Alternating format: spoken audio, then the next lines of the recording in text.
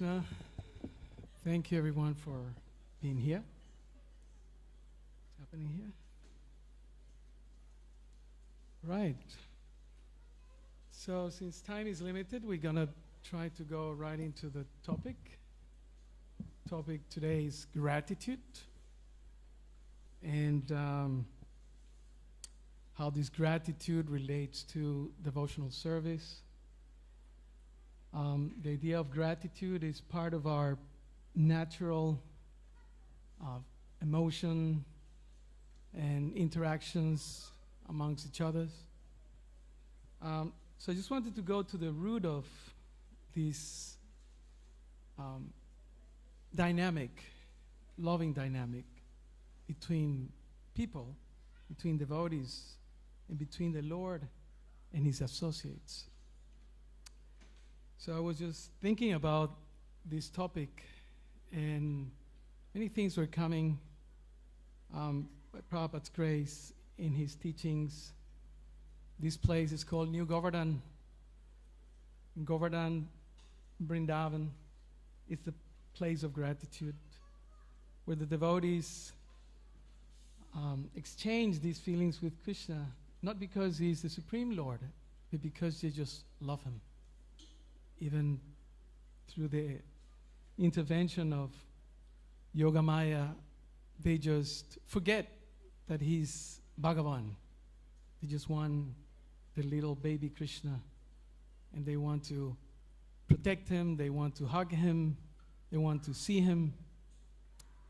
So that's the spirit of Vrindavan, and this is an expansion of the original Vrindavan, New Govardhana. So we are very fortunate and we are very grateful to be here and have the opportunity to glorify this aspect of the Supreme Lord.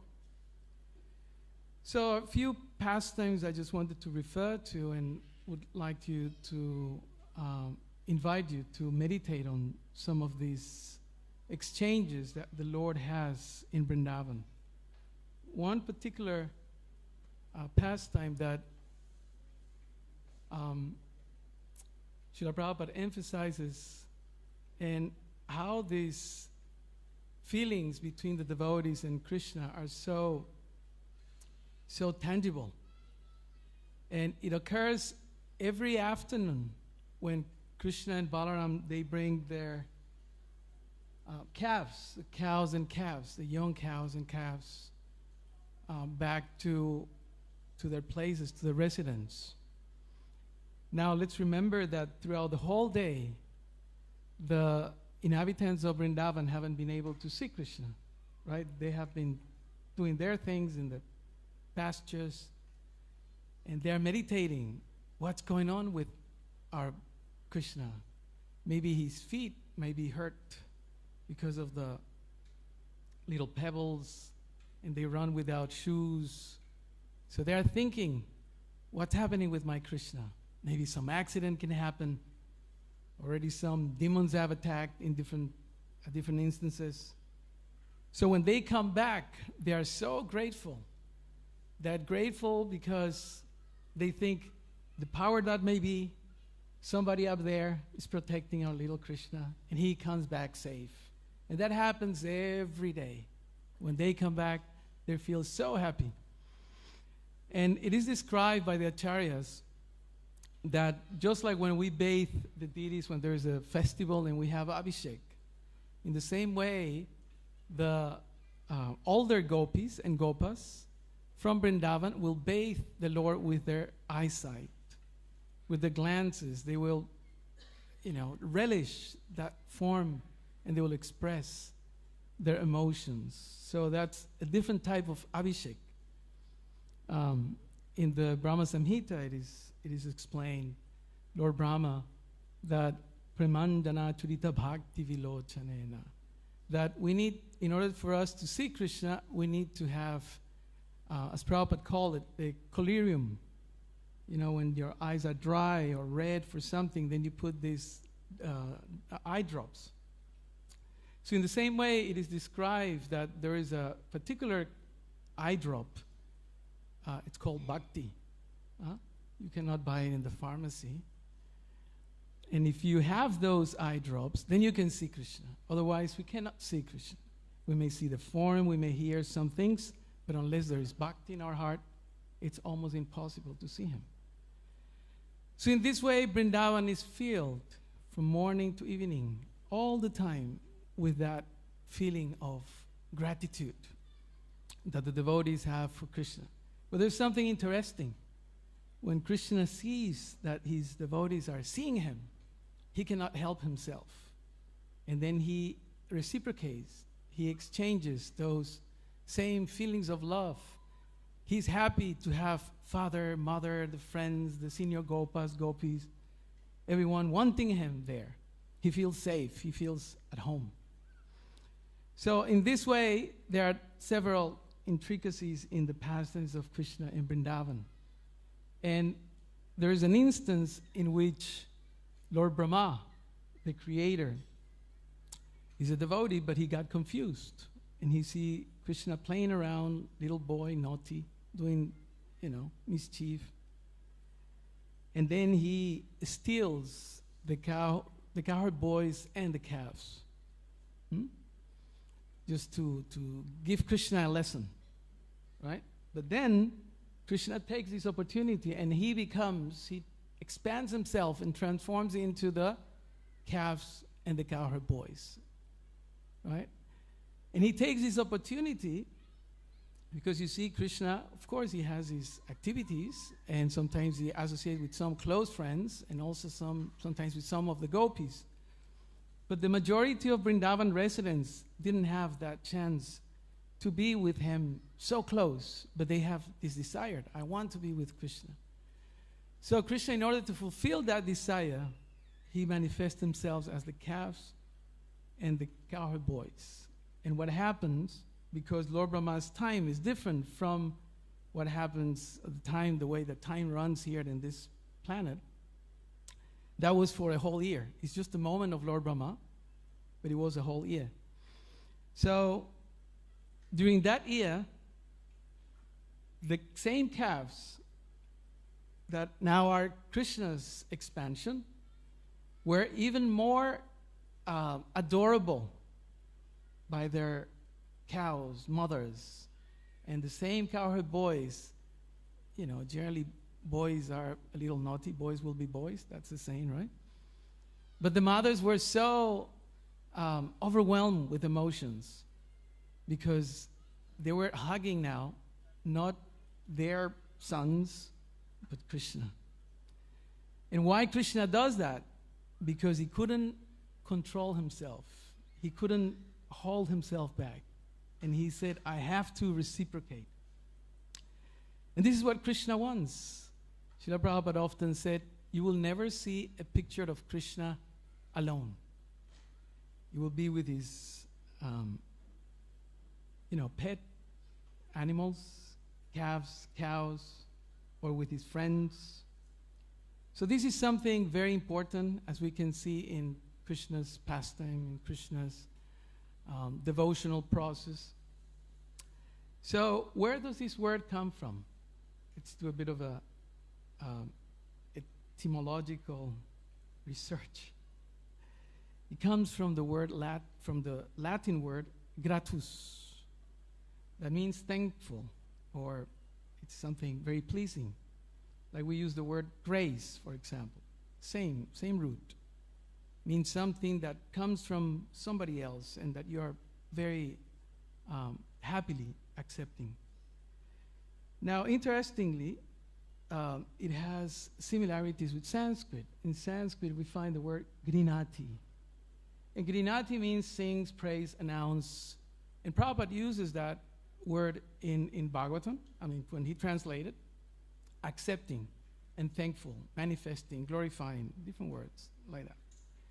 So in this process of Krishna consciousness, we have the perfect example of a pastime in which, because Krishna sometimes he punishes demons and does different things, but in the form of Sri Chaitanya Mahaprabhu, he comes and he basically or mostly expresses gratitude towards his devotees. So many pastimes of him manifesting this magnanimity of the Lord. That's what he wants. He wants to just express how grateful he is for doing something very simple. There are so many stories that if we just do something very insignificant for the Lord, he becomes very, very indebted to us. That's his magnanimity. So Chaitanya Mahaprabhu brings a process to make it even more simple, easier for us to reconnect with him. All right, so I want to stop here. I want to invite you to a virtual exercise.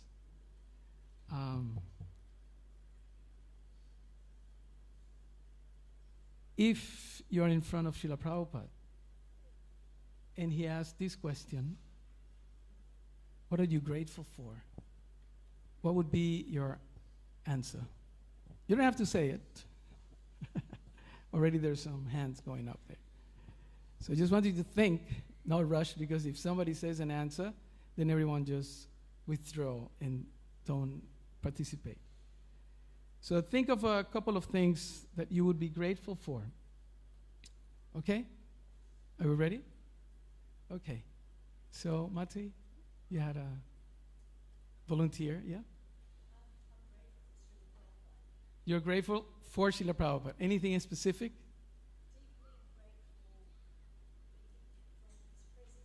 Presence. Okay.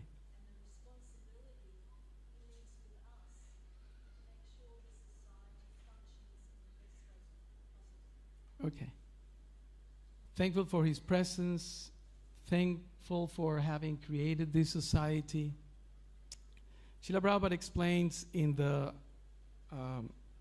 Upadeshamrita, in the Nectar of Instruction, that he has created this society for the principle of love, the principle of giving and accepting to be manifested.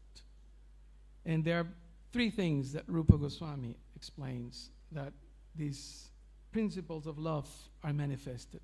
I'm sure many of you know this one. Anyone wants to volunteer? Yes, giving gifts. So this is the question. When was the last time you gave a gift to somebody? You don't have to say it. It's just do it on your own, right? When was the last time you received a gift from someone, right? This is what this society is meant for. The next one is, no, that's at the end. Like the usual Hare Krishna program. Prasadam is at the end. And we have no problem with that one. So I won't even mention that one. Because we do it. We overdo it, actually. So what's the next one? Who remembers? Revealing one's mind in confidence, and also hearing other devotees revealing. The simple way that I like to remember that one is giving time to someone else. You know how we meet each other and then we say, oh, how are you? And they say, oh, yeah, I'm good, not bad, not too shabby, and different answers they give around, right, different places. Yeah, I'm okay, and then we just go on our way. And the most precious thing that we have, according to Chanakya Pandit, Srila Prabhupada often quoted this, is, what is the most precious thing that we all have? Huh? Time. Yes. The most precious thing. So if we can stop our life and give that to someone who may need that time, that's the most precious gift. How are you? Not too good. You want to talk about it? Okay, and then you give yourself for that person. Be psychologically present, or spiritually present, shall we say. So we have to understand that there are many things that what we are grateful for, and we can be very generic about it. Grateful for Krishna to be here. Another question. Think how many people in your life have made possible that you are here today. Can you start making numbers? How many people? For how many years? Somebody did something for you to be here. Somebody invited you or dragged you here at some point, right? By some arrangement, we all are here. And Krishna has engaged so many devotees for each one of us because he wanted us to be here. That's it. Very simple. As I said, this can be very generic, but there's a further question. This is just to enhance your appetite. So we are grateful. I want you can look around if you want, but anyone in this room that you are particularly grateful to. You don't have to tell me. This is just a virtual exercise. You can do it on your own. You can scan the room and you can think, I'm grateful to that person for this, and that. No huggings, no, nothing just yet. We can leave that towards the end. Actually, in Mayapur, what is it called? Devotee Care Day, right? During the festival. There's one day called Devotee Care throughout the Mayapur festival. It's only Jayapataka Maharaj and Radhanath Swami and others have started this. I don't know exactly how many years ago, but I was there for several of those. So on that day, the class is about that. How to be grateful towards the devotees, how Krishna is grateful towards the devotees. There's a verse in the 10th canto where it says that the main purpose of Krishna is to express his love and gratitude towards his devotees. It's in that section where the description of Krishna's friends are stealing the lunch and things from him, right?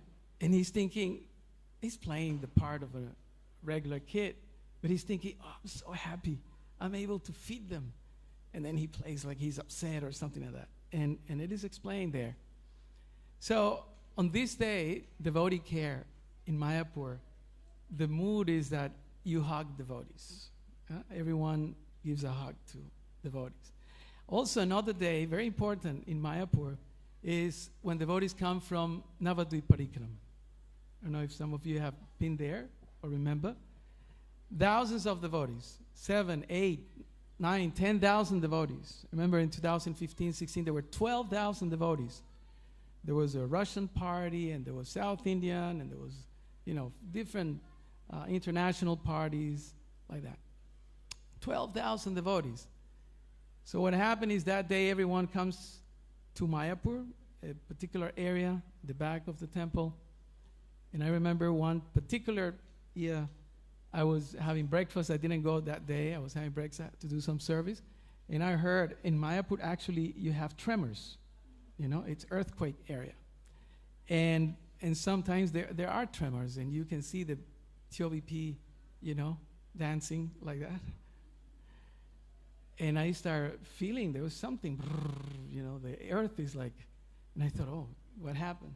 And it was like all the devotees were rushing. There was, it was a record number, and everyone was coming to the car park at the back. And it's amazing to see that from different nationalities, different continents, skin color, everyone is hugging each other, paying obeisance, and exchanging garlands. Wonderful day. It's an amazing thing to see. So, what are we grateful for? One. And whom are you grateful to? Which person? It's not, we're talking about gratitude, this means this, that. But who are you grateful to? Choose one person, right? You got it? Yes. Now, that's the second question. And the final question, and this is the most important one, how do you express gratitude? So I would like your help here and suggest some ways that you like to express gratitude. I remember Prabhu Ramprasad some time ago, he had a little parcel, and I went to his car. He was giving me a ride. And he said, wait, I have to give something to Ajita Prabhu. Right, remember? And I said, oh, I was curious. What is that? I thought it was maybe a parcel he has to deliver, and it was a painting of Srila Prabhupada, right? So I thought, wow, what a meaningful gift, because Prabhu, that's his skill, apart from many other things. But he used that to, I said, why? I thought maybe his birthday or something like that. He said, no, just wanted to express my gratitude for all the service that he does, right? Yeah? So, how can we express gratitude? This is not $1 million question. Not that I have that much money, but what are your suggestions? How do you express gratitude? And I have seen many of you being very expressive. So, Mate? By following the orders and instructions left by the previous acharyas. Chai. Right. Any specific instruction? Anyone that you favor? Yeah, yeah. And I received a few. one. Always serve Krishna nicely. Always have some association with devotees, and to follow.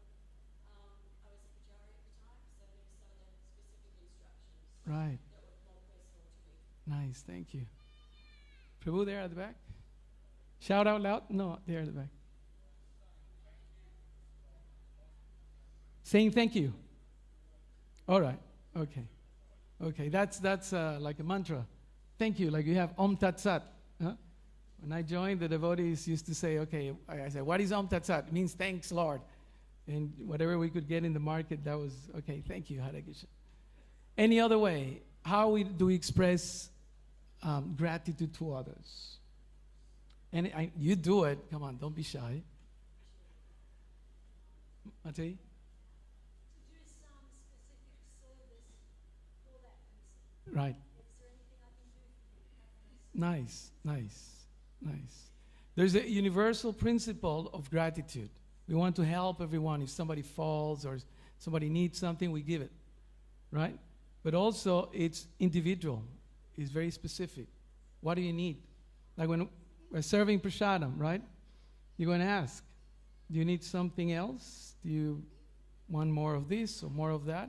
It's not you just, whatever is left, here, right? Anything else? How do we express gratitude? A hug. Jai. As I was saying, in Mayapur, it's so nice to see this devotee care day when devotees hug. My Guru Maharaj was giving the class, half class was him, and the other half was Radhanath Swami. So we were helping him to stand up because he's unable to stand up on his own. So he was calling me because sometimes we need to repeat what he says. So he's telling me, and then he says, a hug. And I didn't understand. I thought maybe he's talking in Bengali, and my Bengali is very limited, and then I didn't know he was talking to me in Spanish. And a hug. I mean, I wasn't understanding. And then he was doing like this. And then I was trying to hold him and trying to listen carefully what he was saying. And then I understood. He said he wants a hug. So then in the middle, I gave him a hug, and then he held. Everyone, Haribol, Haribol. So yes, a hug. That's true. Krishna shook hands, right? Krishna shakes hands. No, we always say, no, we don't shake hands. I remember that was instruction when I joined. You don't shake hands. Krishna shakes hands. With whom he shakes hands? Lord Brahma. Goes, thank you. Good job. Right? So there are different ways. And we all have different skills and different, talents and things. But as Mate said very rightly, it has to be in the line of the acharyas. Because I may say I'm going to save the poor or the whales or the trees or whatever. But the best way to express gratitude is to give what Krishna is giving in the form of Chaitanya Mahaprabhu through the agency of the Parampara and Srila Prabhupada, which is Krishna Prem. And he's giving that freely. He's giving that to anyone. And there is a song, I believe it's Narottam Das Thakur, that he says, I want your favor. I demand your favor. I was hearing Prabhupada's class in regards of this song. And he says, I demand your favor. For example, any nurses here? Any doctors, nurses? Right? Any? No? So what happens in a hospital? You have, if you're very ill, if you're seriously injured, where do you go? Emergency department. And what happens when you go in there? Immediately, the nurses, the doctors, the specialists, whoever, they come to help you. Because you're in trouble, and time is crucial.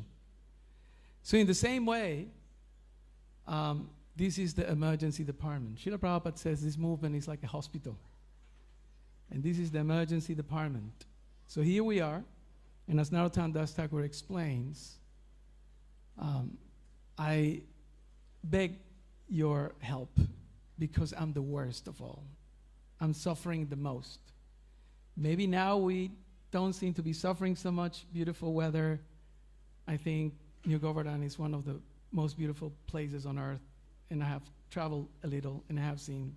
And this is, I'm not saying this just because they asked me to give the Sunday feast class, but I'm honestly impressed. Every day I can't believe it, how beautiful it is.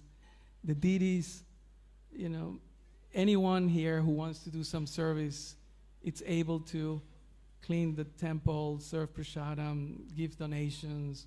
Now we're in the marathon of Srila Prabhupada's book distribution, yeah? So I also want to take this opportunity. The devotees are there, have some books. Srila Prabhupada often used to say, if you want to please me, distribute books.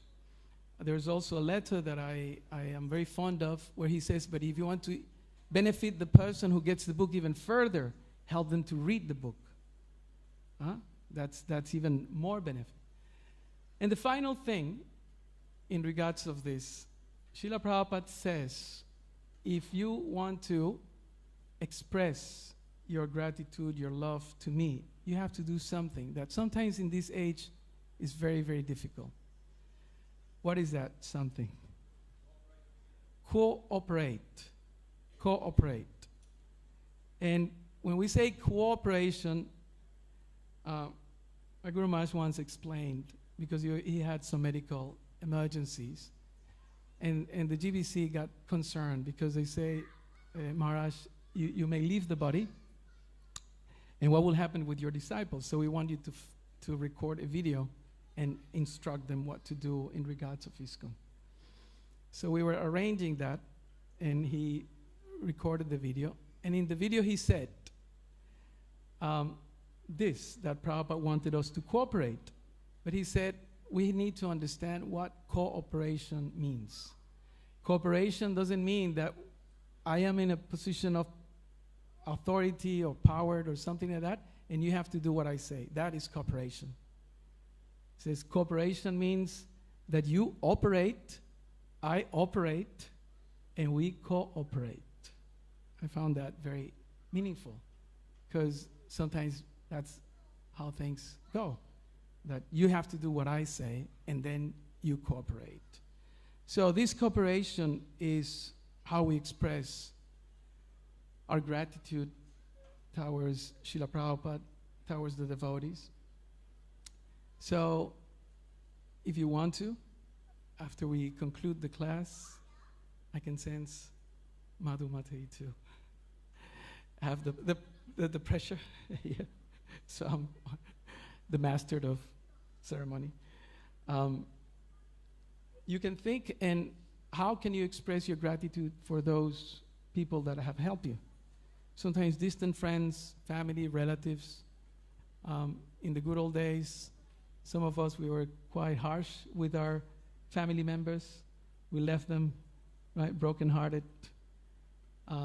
So sometimes we have to mend things that we have done in the past, and also take advantage of the time that we have.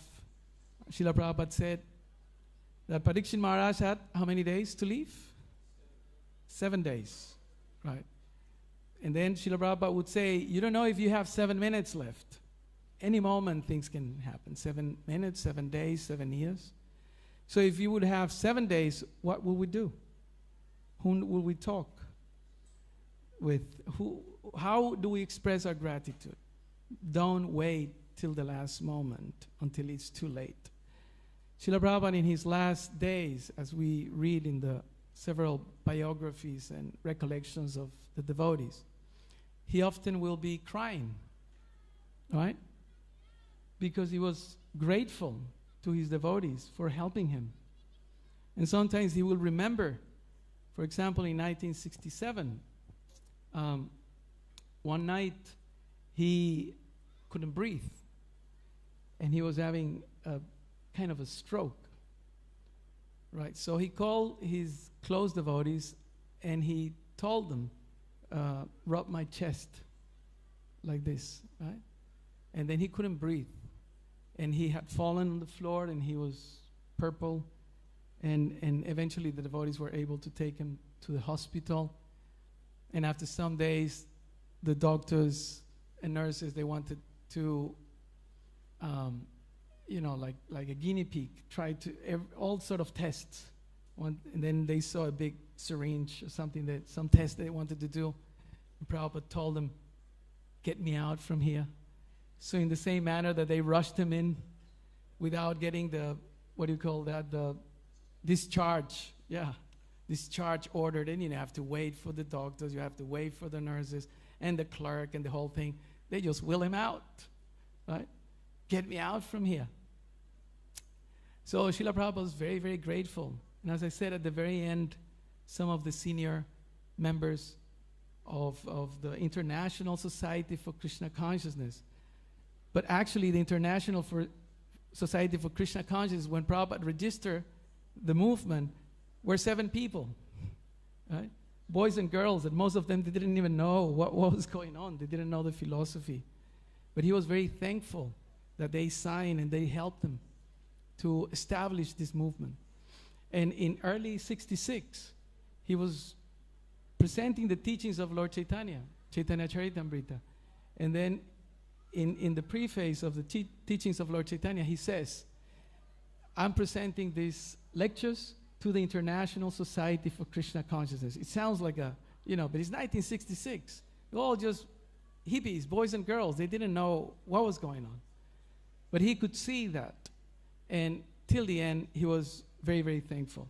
I remember reading also one pastime wherein Mukunda Maharaj in San Francisco, they started, it must have been the second Ratha Yatra.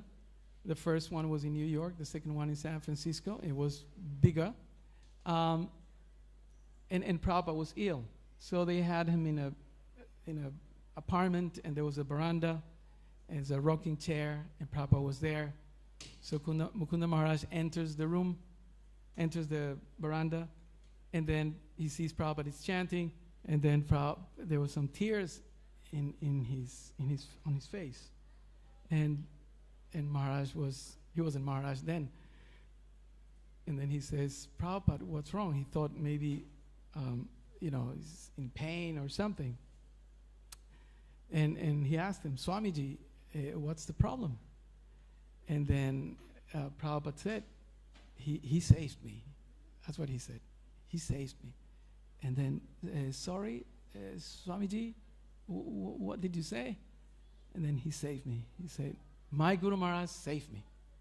So you can see that Prabhupada was always in that mood of gratitude and did so much to satisfy his spiritual master. And in several lectures of Srila Prabhupada's Pyasa Puja, he would thank his disciples for doing so much for him, because he said, you are helping me to fulfill the order of my spiritual master. And often he will break down and cry.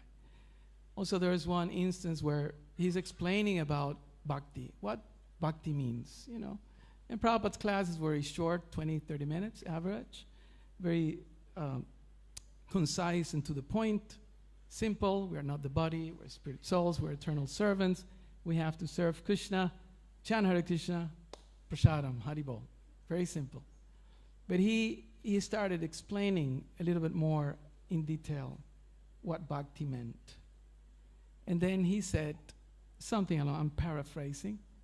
You just bring something to Krishna. You see? He doesn't need anything. He's the source of everything. He has created everything. Aham sarabhasya prabhu. Right? And you just bring something to him. Anything, a flower, anything. Some water, anything. Right? And you just offer it to him. Right? With some devotion, with some feeling. And then Prabhupada says, here I am rotten, I'm insignificant, and I'm bringing this nothing in comparison to all what you have. And Prabhupada breaks down and he says, but please accept it. Please accept it. And Prabhupada breaks at that point. So Prabhupada expressed, not only with words, but with actions, how to express gratitude to the Lord. And the final thing is, one thing is to express our gratitude towards the Lord.